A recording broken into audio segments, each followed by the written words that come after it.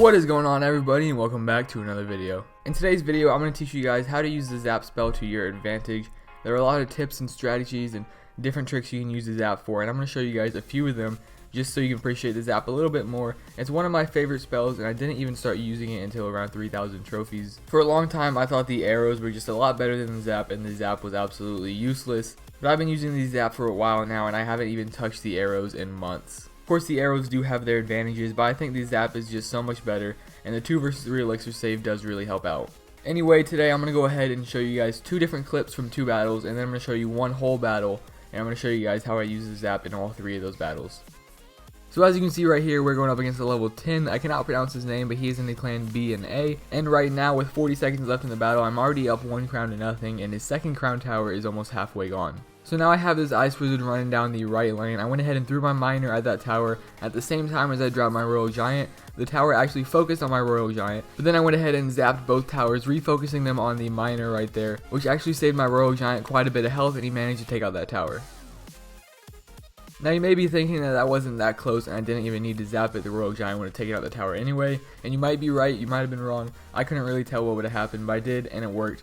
But this right here is an even closer example of how to use a zap with the miner. I absolutely love using this miner. I just threw him in there right at that ice wizard to distract him from my troops, and at the same time I zapped those minions and the tower, refocusing both of them on that miner. You can see my royal giant has no health whatsoever, and because I zapped and refocused them onto the miner right there, he was able to take out that tower, and even my opponent knew that was a great play. He said, "Well played," right there. So I threw him a thanks. But I just thought that was a great move right there, all thanks to the zap.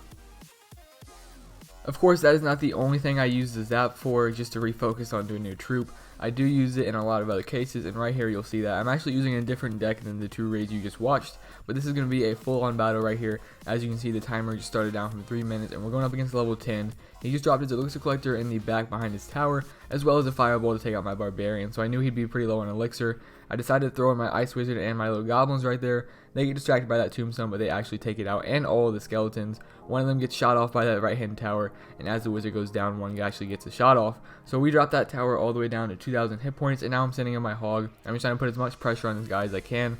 I know he's using all his elixir right here. I actually threw a fireball right there to take out those barbarians and do some damage on that tower. But now he dropped that goblin hut right there, so I threw my miner all the way in the back to chip away at that. We'll see if he takes it out, but he drops more spear goblins, and since one was already out of the hut, I zapped that, the hut, and the tower right there, doing a bunch of damage to all 3, which also gave my miner more time to attack that goblin hut and take it out. If you guys didn't know, the zap actually stuns everything you hit with it for about 1 second. That update came about 1 or 2 months ago.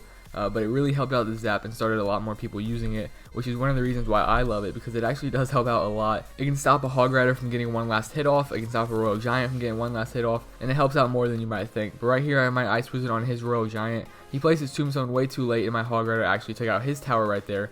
So we're in good stance right here. His royal giant actually didn't do that much damage because of my ice wizard, and my tower is only at 2,000 hit points right now. That ice wizard does manage to take out 2 of those spear goblins, so I guess I'll let that one hit off on my tower. It's really not worth it to defend against 1 little spear goblin, so I left that one alone. And now that I knew he didn't have his fireball up, I went ahead and dropped my barbarians followed by my minions, but luckily he did have some arrows, so that helped him out right there, and I only get a few shots off on his tower. Once again, he drops that goblin hut in the exact same spot, but once again I'm going to send my miner at it and chip away, see if I can take it out. There really is nothing to zap right now. I had my zap ready just in case he dropped those 3 spear goblins again, but he probably knew that I was anticipating it. But we took out that goblin hut anyway, because that miner is so OP. Now he's got some spear goblins coming in to take out my goblins, but they do finish off the royal giant before anything takes him out. And with 40 seconds left and knowing that he has a royal giant, I know he can possibly get my left tower, so I need to focus on getting his right tower taken out. Just in case he manages to get 1 crown on me, I don't want it to end in a tie. I need to get this W, so I'm going to go ahead and start pushing this right tower right here.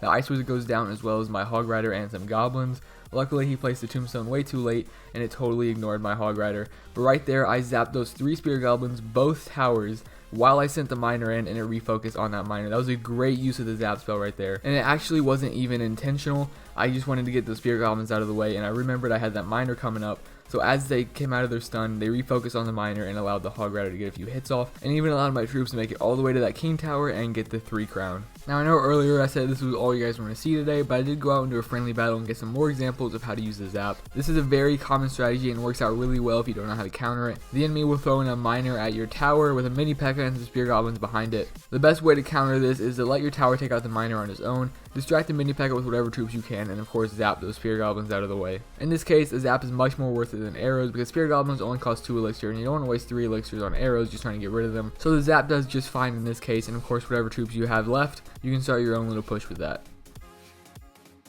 Now this next example is a pretty common one for you lower level players. If anybody uses the Hog Rider against you, this is the best way to counter it. You want to drop your barbarians in front of that Hog Rider, zap the goblins as well as that Hog Rider, which will stun it for a second, and by the time the barbarians take it out, it didn't even touch your tower. Now this example right here is for anybody that's actually using the Hog Rider. You know, when you send your Hog Rider at the tower, a lot of times your opponent will drop a minion horde, and by the time you arrow it, your Hog Rider is already dead. Or you can wait until the minions get closer to your tower, zap them as they cross the bridge so the tower can still shoot at them while they're stunned, and even though they don't get instantly killed, your tower will take them out before they even touch it. I have one last example, and this is probably what I use my zap for the most. I do use the Royal Giant quite a bit, and when I drop him with my Ice Wizard behind, a lot of time the enemy will drop Minion Horde right above it, which is an easy counter to the Royal Giant. But if you have your Ice Wizard behind and you zap those minions, as you can see, they don't stand a chance and they're instantly taken out, and you're left to attack the enemy's tower. So that was the video. I really just wanted to showcase the Zap Spell because I've been really liking it a lot lately. I've been using it for a few months now. I haven't even touched the arrows in the longest time. I just think the zap is overall more worth it, and it even costs less elixir. So let me know in the comments below how you guys feel about the zap and how often you use it. And if you did like the video, or you learned something today, or you thought it was really cool what you can do with the zap spell, make sure you drop a like on the video and subscribe if you haven't already. That's going to be it for me today. Thank you so much for watching, and I'll see you next time. Peace out.